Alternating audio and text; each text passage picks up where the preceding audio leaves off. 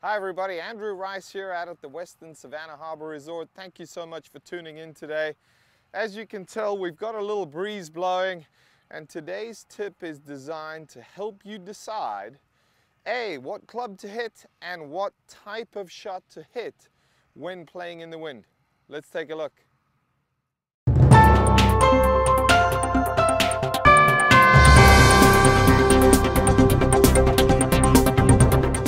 Okay, so it's breezy out, and the formula I'm going to share with you today has been figured by yours truly after fairly extensive testing in the wind and hitting a number of different shots with the help of TrackMan to determine exactly how far the ball's going. But I'm going to share a formula with you today that'll help you to determine how far those into the wind shots are playing, and I'm going to show you exactly how to play them. But the formula is as follows.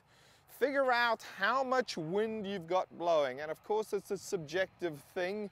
We're going to say an example, 10 miles an hour of wind in our face. These are headwind shots, shots where the wind's blowing straight into your face.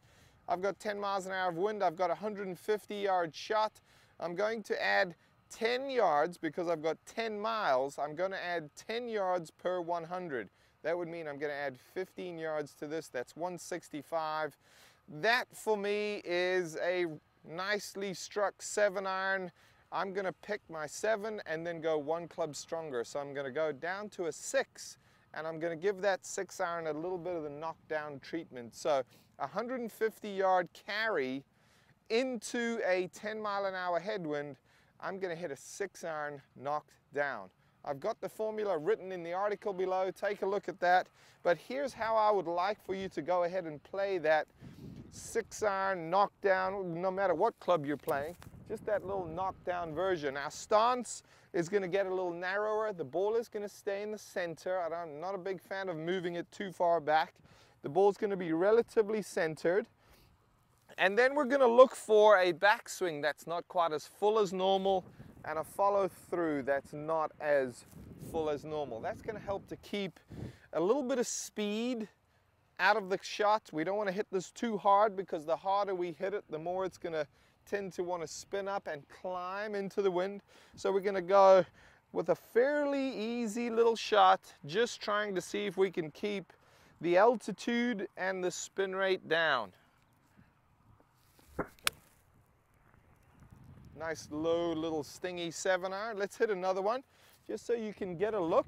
Once again, setup is narrow, ball position relatively centered, and it's not a full back and full follow through. There we go. That's the one. So keep in mind, hitting shots in the wind is not an exact science, and there's no way we can say this is the exact formula for each of you out there. We all deliver the club slightly differently to the back of the golf ball. But let's get an idea, and I think this formula will help you get an idea, hopefully help you have a little bit more success on those challenging windy days.